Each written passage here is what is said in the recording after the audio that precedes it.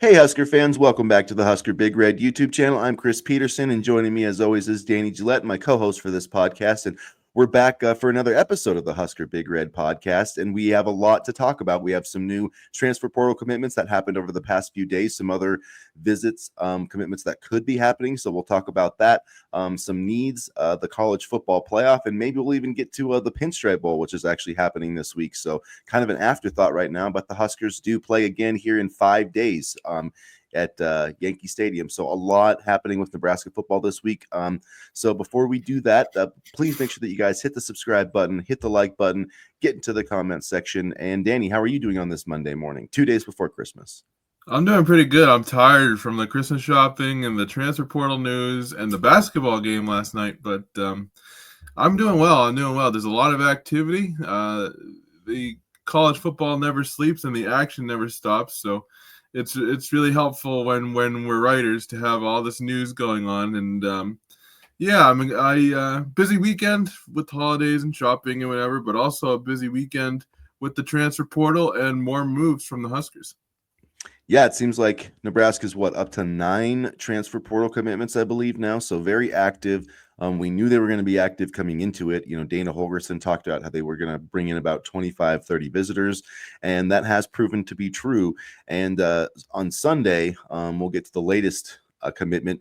Dasan McCullough, the former Indiana linebacker, played a season with Indiana, had 4 sacks, transferred to Oklahoma, played 2 seasons there, missed some time to injury this year, but entered the transfer portal as a linebacker. That wasn't, an expected move. It wasn't like somebody Oklahoma was trying to push out the door. This guy was actually committed to Ohio State, flipped his commitment to Indiana coming out of high school. But he's played safety, he's played edge, he plays linebacker. I think in this 3-3-5 defense, he can play multiple positions, and I just love what Dasan McCullough can bring to this Nebraska defense next season. I love what he can bring too. I mean, I remember him at Indiana, and he's so versatile. 49 tackles right off the bat in his freshman year at Indiana. You knew he was going to be an impact player early on.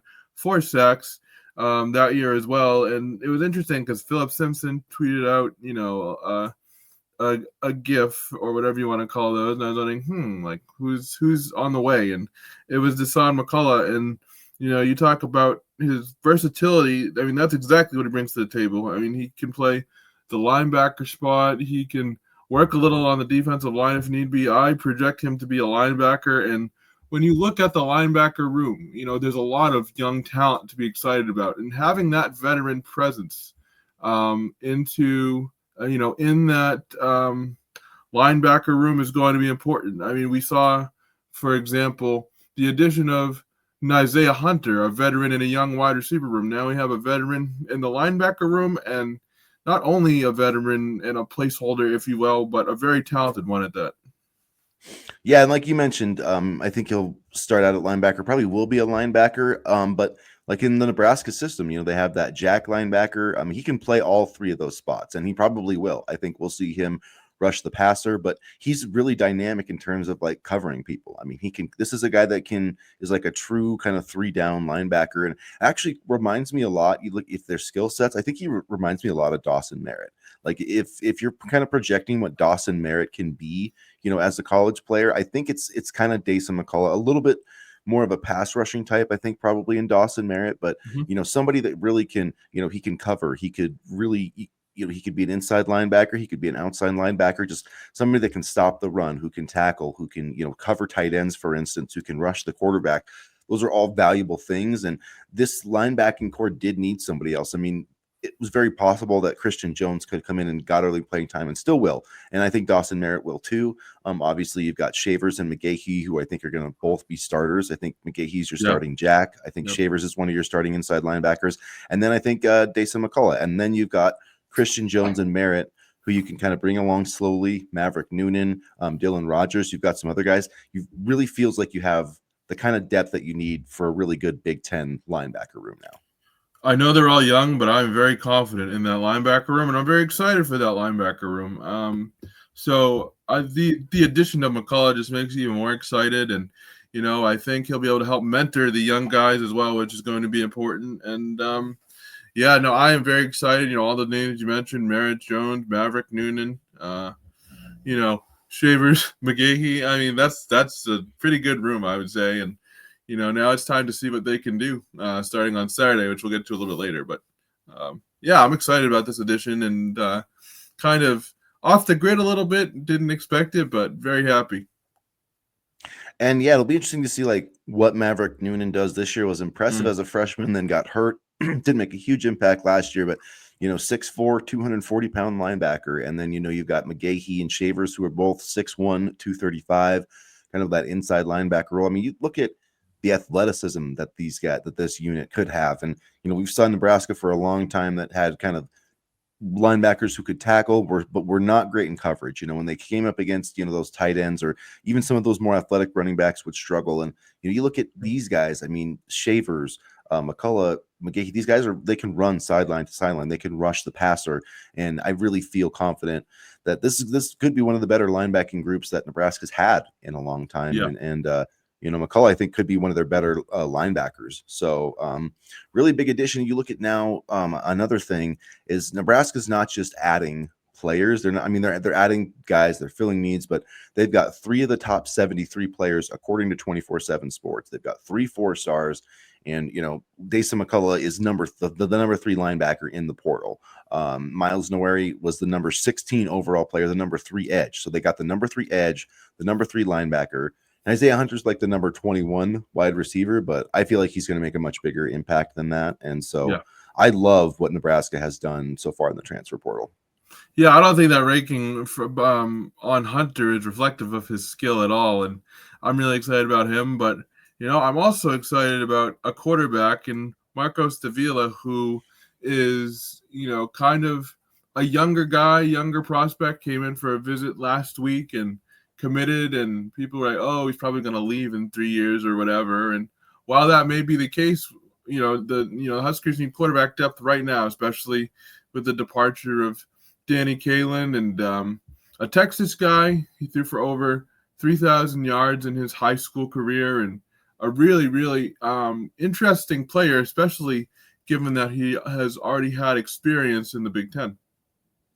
Yeah, I think this is a really good pickup for Nebraska, and I know that I've been a guy that I love Daniel Kalen, and I think that he does have a chance to go be a pro player somewhere, but and then be a solid player, I guess I should say, in that regard as well. But if you look at just the recruiting rankings, Marcos Davila, he ranked higher than Daniel Kalen, much higher actually as a recruit. He was ranked 400th overall, where Daniel Kalen was 698, and this is according to the 24/7 Sports composite ranking. So Davila was actually a 4-star commitment for Purdue, and he was actually a pretty big get for Purdue at the time. Dana Holgorsen had that relationship with him, was recruiting him out of high school. He's a kid from Texas, and he's a big kid too, 6'3", or let's see, yeah, he's like 6'3", 6'4". He kind of has a similar build, honestly, to Dylan Raiola. And 6'3", 233 pounds, a little bit of a thicker guy, throws the football pretty well. He can run a little bit too. And even in the transfer portal rankings right now for 24/7 Sports, he was ranked 207th. Kalen was ranked like 289, but as like the number 28 quarterback, and these guys the number 22nd ranked quarterback. So, I mean, in terms of the rankings, Nebraska upgraded its backup quarterback position. And, going into the next season, I should say 2025, we don't know if, say Jalen Gramstad is going to be back and going to be the backup, and he'll be the backup Saturday for the Pinstripe Bowl. So, if you don't add another quarterback, I know they got TJ Lateef, and which I think he's very talented. I don't necessarily want him to be the backup next year. I think that would be asking a lot, but you still need a third quarter. You need at least 3 quarterbacks. And I think what this move does is it allows Nebraska to actually play Heinrich Haarberg at tight end and not have him in that quarterback room. You've got 3 blue chip quarterbacks, and Davila at least redshirted with Purdue last year, so he was in a college program, didn't play, but you still have that year of experience. And then if Holgorsen can kind of develop him, then ideally, if something happens where he has to play a little bit, he would be in a position to do so. And then you can not stop doing this kind of playing Haarberg at tight end, but making him practice at quarterback, because if he's going to be a tight end, which they kind of need him to be a tight end now that they don't have Nate Borkacher, he needs to practice at that position every day. So that's my other takeaway about this, is they got a solid veteran, but this will also open things up for Haarberg to actually be a tight end. And I think in terms of this, like a blocking tight end, I think he could be a pretty good one. And I think he can also be a good receiving tight end, to be honest with you, because that athleticism comes into play. I mean, Harburg's got good size, and we saw him line up at wide receiver a little bit last year as well. I mean, 2023, last calendar year. So this will give, like you said, Harburg a chance to really hone in on that tight end position. This gives Nebraska another quarterback to offset the loss of Daniel Kalen. And, again, I look at a lot of these transfers, and they're guys with multiple years of eligibility. So this isn't just a quick fix or, a one-year guy like, for example, Dasan McCullough. This is a guy that, in theory, can help you build the program moving forward. And I think that, like I said, I think some of these transfers, have that distinction as well. A guy like Isaiah Hunter, for example, a guy like Gabe Moore. So I'm really kind of interested to see the route that they've taken in the transfer portal for younger guys with multiple years of eligibility in an effort to build the program. Yeah, and speaking of one of those guys, they added another one on Saturday, Justin Rhett, the former defensive back from Georgia. Almost forgot to talk about him. So many things have been happening, but 6'1", 205 pounds, listed as a safety, but coming out of high school, he was also a cornerback. So this is a guy who can play cornerback or safety. And really, when you look at kind of his measurables, very similar to like Micah Hyde, a guy that, John Butler, very familiar with, coach with the Buffalo Bills. I'm not saying he's going to be that guy, but he is that type of hybrid safety corner player, because that's what Micah Hyde that made him so successful. He could be a slot corner, he could be a safety, versatility. And so I think it's just going to be interesting, when you look at Justin Rhett, he's a guy that has clearly that NFL talent from Bishop Gorman. I think he was ranked in the top 400 coming out of high school, just didn't play a lot, but I do think there's a chance that he could find a spot at Nebraska. And at the very least, he's a guy, they always talk about, Matt Rule talks about, everybody that he offers a scholarship, has future NFL ability. Well, Justin Rhett has that. He's got the talent, just hasn't been able to kind of produce yet. But this is another guy, like you mentioned, Gabe Moore, a guy that I like, who has multiple years to play and, has a lot of upside. I mean, if these guys don't work out, not every guy is going to, but the upside and what the benefit could be, I think is worth the risk. And he was on the 2023 Under Armour All-American game roster, so that's good enough for me. I think, again, multiple years of eligibility, not a ton of, concrete statistics yet, but I think if, given his size and his explosiveness, and quite honestly, the fact that Georgia wanted him and committed and, things like that, I really do think he has a chance to be a special player. And now you're seeing guys that, although they may not have the proven stats yet, John Butler, he likes the taller corners, he likes the rangy athletes, and Rhett is another one of those guys. And I feel like at the very least, he could come in and help with special teams, like this. Mm-hmm.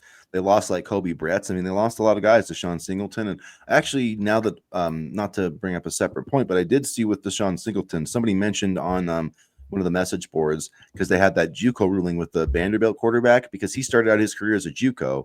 So that it was kind of like, would he have another year of eligibility? I'm not sure if he would, but maybe something that the Huskers could explore if that's one of the years that's being used, because Deshaun Singleton certainly would be a nice player to have back. I know Matt Rule kind of talked about how he tried to get him that medical redshirt waiver, didn't work out, but at any rate, Rhett reminds me of that type of player, and I like just having that depth in the secondary, which they're definitely going to need. There's going to be some younger guys kind of stepping up. I saw, Caleb Benning's name's on the 2 deep for the Pinstripe Bowl.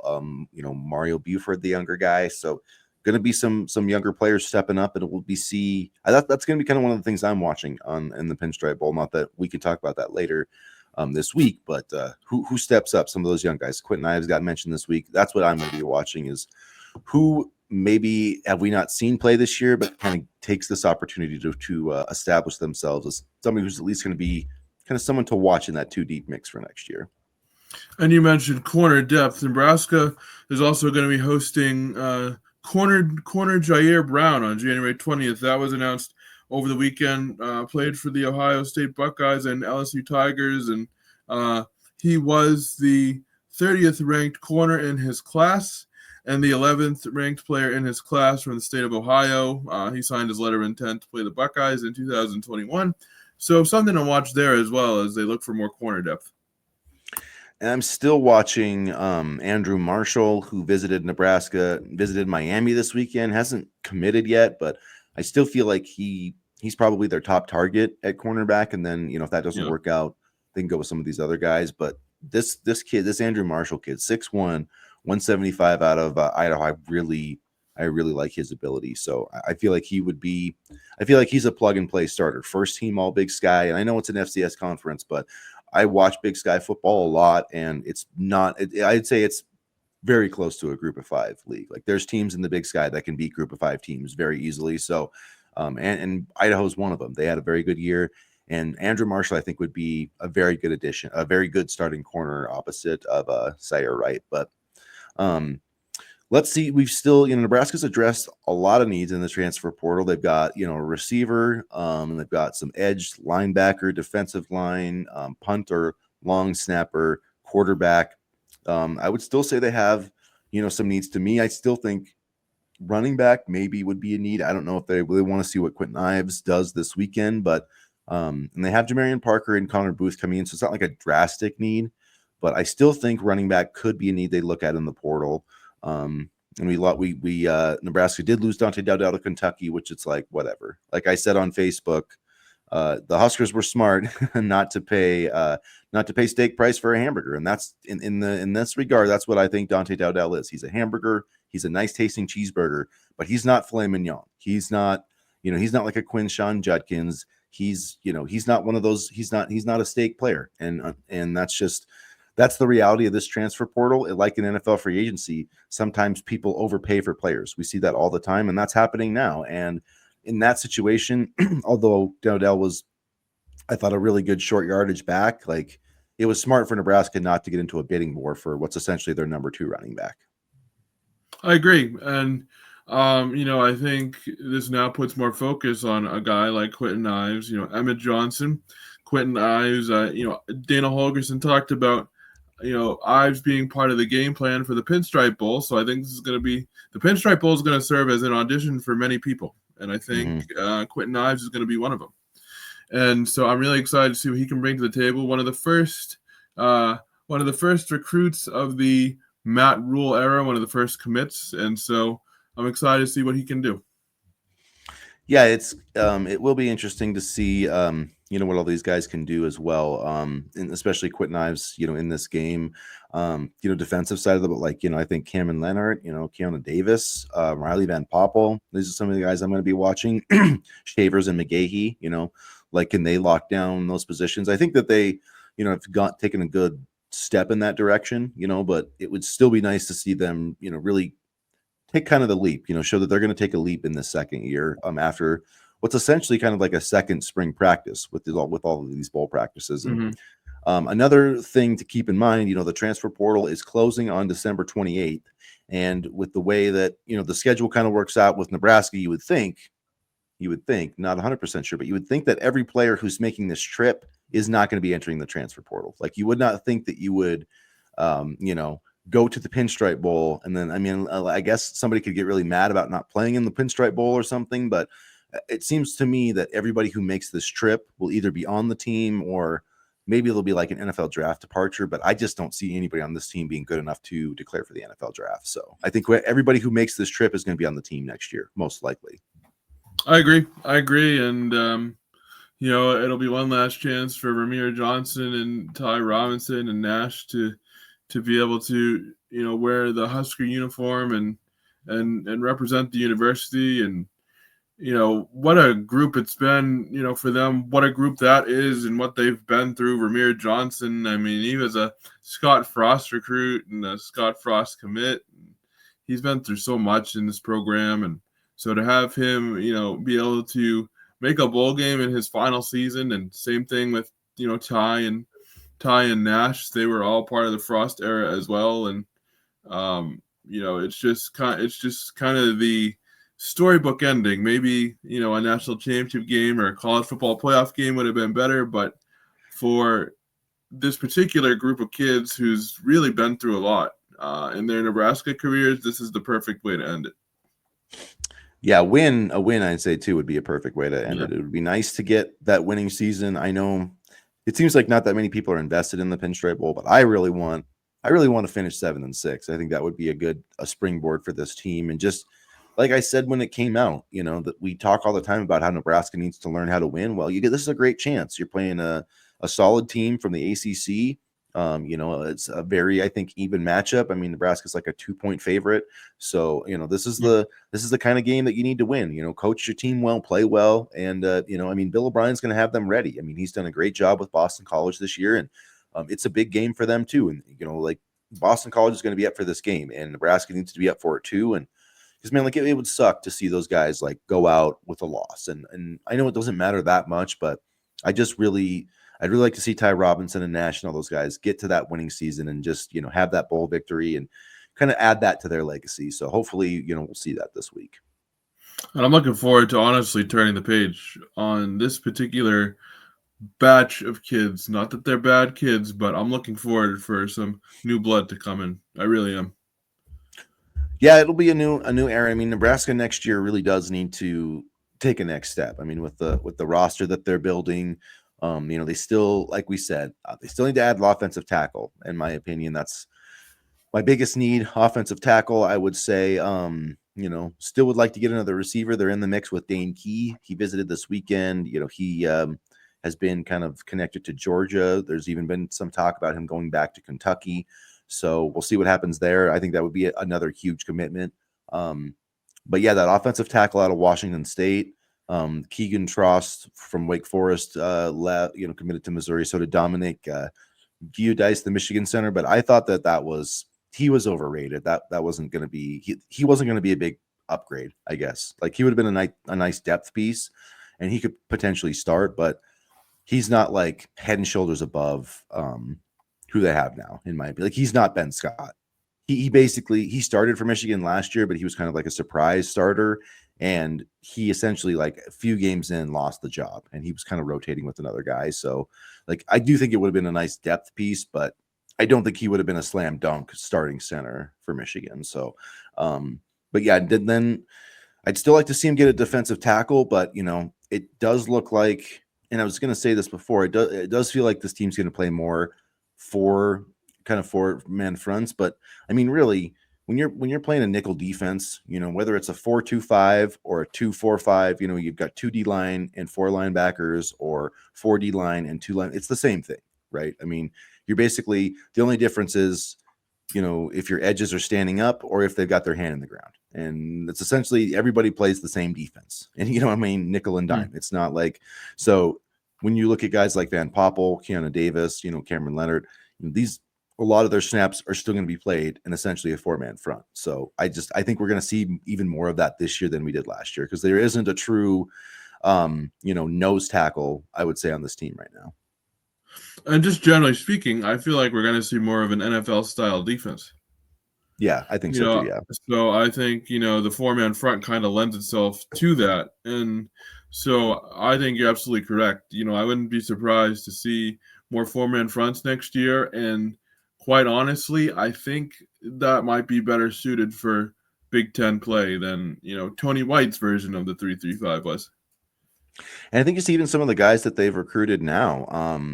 Jalen George he's 6'2", 265 pounds. Chris Murray, a redshirt junior D lineman from Sam Houston State, an all-conference guy in Conference USA, 6'4", 255. So I mean, like Gabe Moore, I think is pretty big too, if I'm not mistaken. Yeah, Gabe Moore's 6'4", 290. Yep. And he used to be an edge, and I'm sure the goal for him is to be over 300 pounds by next season. So like, I think that they have a lot. It just seems like they're getting those bigger defensive linemen. They do have some edge types. I mean, McGahee, McCullough, they can come off the edge, but it seems to me like they have more traditional defense, like hand in the dirt defensive linemen that they're recruiting in this portal class than like edge types. Which I'm completely fine with. I mean, because I had my reservations about the 3-3-5 last season. So if we go back to a more traditional defense, that's completely fine by me. Yeah, it'll be interesting to see what happens, but Chris Murray would be, a nice pickup. And then the other thing that is interesting, playoff teams, guys on playoff teams can enter the portal 5 days after they lose out. So you could see other guys from some of these teams leftovers, like some guys from Tennessee have entered the portal. So things are still, even though things will kind of wind down now that we're in a dead period in terms of hosting visits and stuff like that, you're still going to see plenty of portal activity going through till January. So there'll be more guys entering the portal. So at any rate, just kind of wanted to leave that there. But I think Nebraska, for the most part, they need a secondary guy, offensive, defensive lineman, maybe a running back, like I said. But I think they've done a really good job of filling their needs so far in the portal. Yeah, I agree. They've gotten pretty much every area from special teams to offense to defense, and they've been aggressive. And that was one of my biggest questions heading into the offseason is would they be aggressive in the portal? And the answer is yes. And so last thing we'll talk about here before we'll wrap up the show, first round college football playoff reactions, the 12-team playoff, which got a lot of reactions from the Paul Feinbaum types. It was really interesting to see them being like, oh man, does Indiana deserve to be in the playoff, or does SMU deserve to be in the playoff? But they weren't really singing the same tune about Tennessee on Saturday night when they laid an egg. No, they were very quiet, interestingly enough. They're like, oh, what a win for Ohio State. It's like, I don't know. But to me, I wasn't that surprised that we had some lopsided games. I did think that some of those would be closer. I thought the Tennessee game would be a little bit closer. But, at the end of the day, the best teams won out. And I know that people are like, oh, the committee really did a great job. Well, you know what? The committee's job is not to entertain you. It is not to put out the most exciting football game out there. It's to choose the top 12 teams and to allow them to decide who the next best teams are on the field. And that's what happened. So instead of having these weird ranking systems and trying to match up teams hypothetically, which is what we're doing. Even in the 14 playoff, we were comparing teams to these hypothetical matchups. This time we actually got to decide it on the field. We saw an ACC champion play one of the top teams from the SEC. We saw, the runner-up from the ACC play the runner-up from the Big Ten. And we decided it on the field. And that's what I liked about it. I mean, it's not always going to be, close and entertaining. How many times over the years has the Super Bowl been a blowout? I mean, it's been a lot closer now, but there was a long time in the 90s when it was a blowout every single year. And there were plenty of times in the 14 playoff, the past few years have been exciting, but there was a stretch where every single semifinal game was a blowout. So it's the results. The TCU Georgia game comes to mind. Yeah, the TCU Georgia game, or heck, I mean, Michigan State, Alabama, Michigan's, Clemson and Ohio State. I mean, there were shutout. I mean, those two teams got shut out before. So it's you're going to, Michigan got blown out by Georgia. It's going to happen sometimes, especially when you give a good team an extra week too, when you give them 12 days, that healing up process, that really does matter to me. And you see it all the time, in bowl games and that extra time to allow teams to get healthy and then to prepare, it just makes it difficult. And then you add winning on the road against a top 10 college football team. It's not easy to do. I mean, I'm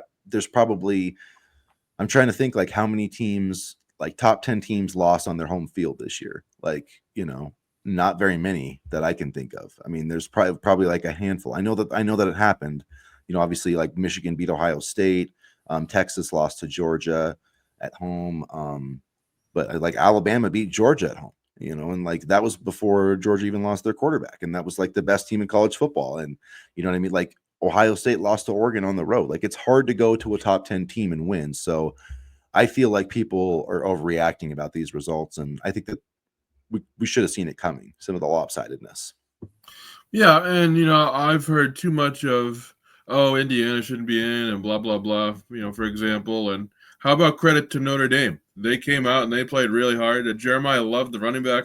He did really well. He was explosive all night. And Riley Leonard did his thing as well. So, credit to Notre Dame. And, I always give them a bunch of crap for not necessarily being in a conference. And I'll be fully transparent here. My hatred for Notre Dame really started with Brian Kelly because I can't stand Brian Kelly. But I got to give a shout out to Marcus Freeman and Notre Dame. So I think, too, a lot of it was, Indiana shouldn't be in, whereas it should have been, Notre Dame played a damn good football game. What was funny, too, is that Indiana actually had the closest margin of defeat of any of the four teams when it came down to it. So just to keep that in mind, I think, yeah, we're going to see about it. I think right now we've got the best, 8 teams. We've got 4 pretty exciting matchups: Boise State, Penn State, Arizona State, Texas, Notre Dame, and Georgia, and Oregon, and Ohio State. And to me, the biggest problem with this playoff is all the little seeding rules that we have of, we've got these 4 champions get these 4 berths and yada yada yada. Like, they got to get rid of some of that stuff. And even with Notre Dame not being in a conference, I understand why they don't get that bid, but they need to reseed after the first round. But because some of the best teams, like Texas and Penn State should not have been playing this weekend. Boise State and Arizona State should have been. That's just the reality. They weren't ranked higher, but because they won their conference, they got those berths kind of not like automatically, where they didn't really deserve them. So I think that's part of the reason. If you saw, like, if we had Boise State and SMU, that probably would have been a really good game. And if we saw Arizona State and Clemson playing, that probably would have been a really good game. And that's probably what we should have seen this weekend. So to me, it's not the 12 teams, it's the way that it's formatted. And I don't know if that's going to get fixed, though, because all these conferences want their championship games to matter. They've paid a bunch of money to have them on TV, and that's at the end of the day why we have the format that we do. So I don't know if it's going to get fixed, but I still think that this is better than the 4-team. It's better than the BCS. Like, we're actually going to decide the results on the field, and I really don't care what these Alabama people, like, there's no way that Alabama was going to go and, like, beat Ohio State or, like, you know what I mean?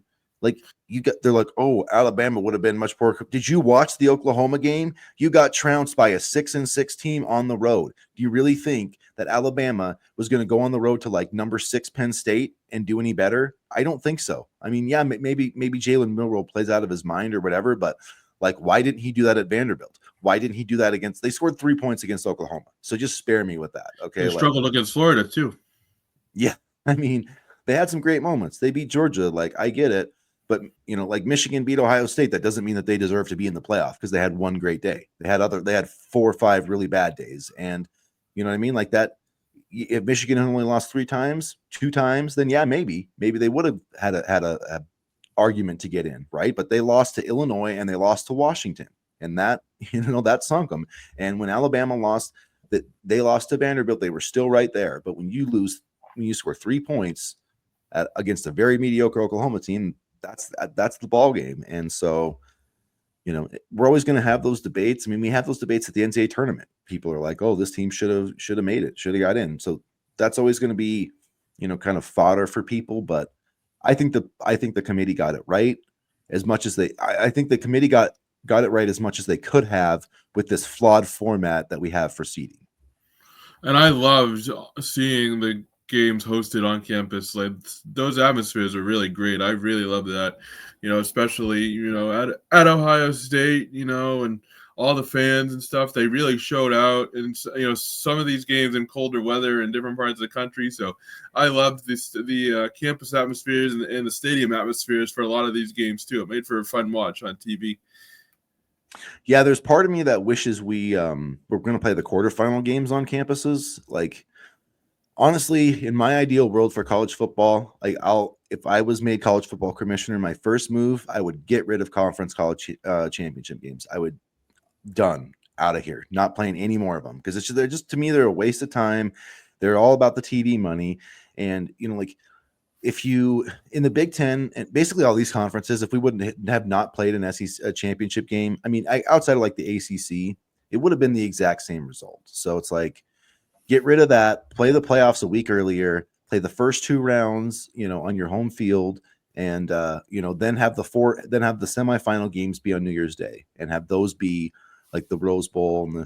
But see, the reason why that doesn't work is because then you've got 2 bowl games left out. You've the Rose Bowl, the Sugar Bowl, you've got 6 bowl games that you have to satisfy. And that's why you have 4 in the quarterfinal and 2 in the semifinal. It's not about what's best for anybody. It's about money. That's what's unfortunately driven the sport for far too long. Yeah, no, I agree. And, I think it's just going to get even more rampant. I mean, you talk about bowl game money, and, just look at, all the NIL money being thrown around as well with the transfer portal and stuff like that. It's here, and it's here to stay. And, It's funny how some fans hate the transfer portal, but as soon as we pick somebody up, those same fans are throwing a party and having balloons. So it's interesting to see all these people kind of, and see everybody get adjusted to the transfer portal. I mean, last year, Matt Rule kind of expressed some hesitancy towards the portal, and last year, meaning like last season, and then he went out, got Dylan Raiola, got the ball rolling, and now he's fully embracing the portal.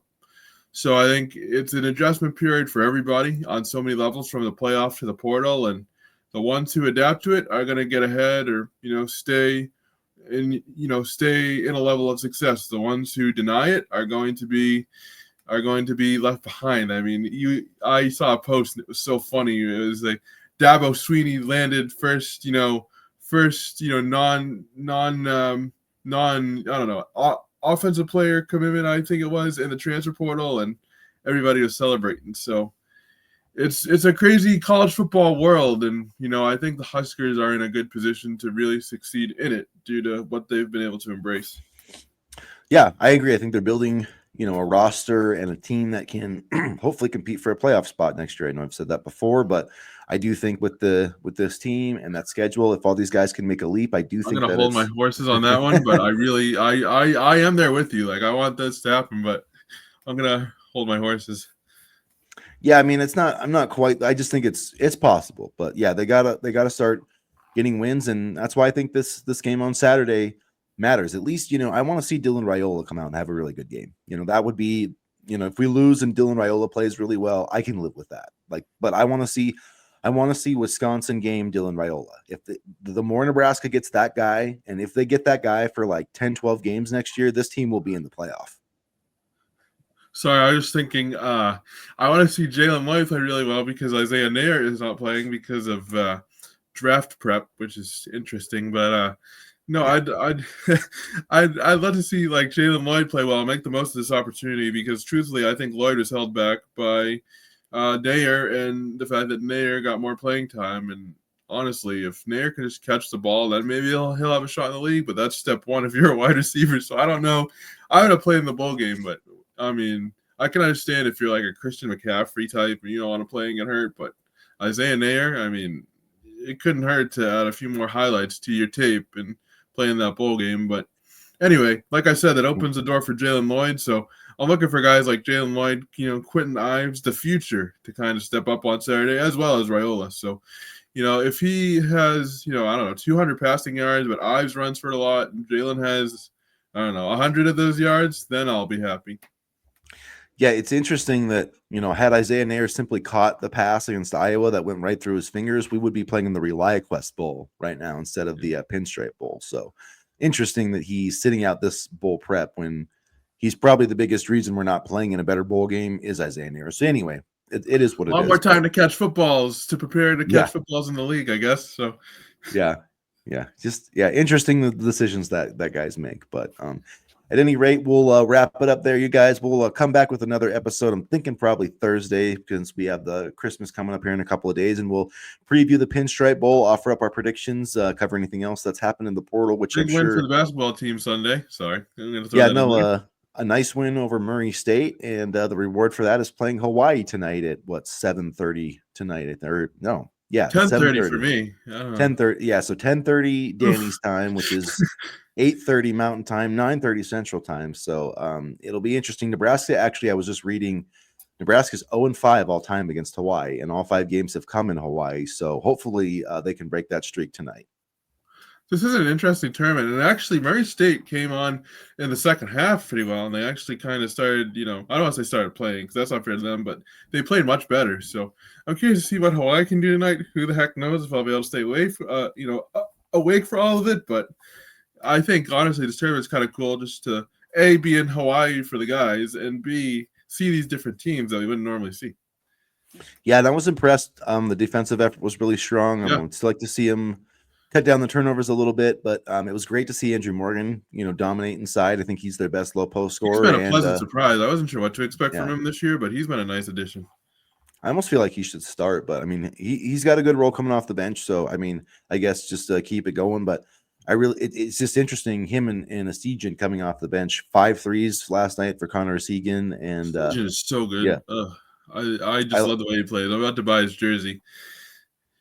I like where this team's at heading into Big Ten play. So it'd be nice to wrap these wins up, and then they're going to have to get double digit. They're probably going to have to win 11, 12 Big Ten games like they did last year, though. So we will see if they can pull that off. But we will be back on Thursday after Christmas. So Merry Christmas, everybody. Thanks again for the support. Hit the like button, hit the subscribe button, get into the comment section. And as always, go Big Red. Merry Christmas, everybody. Go Big Red.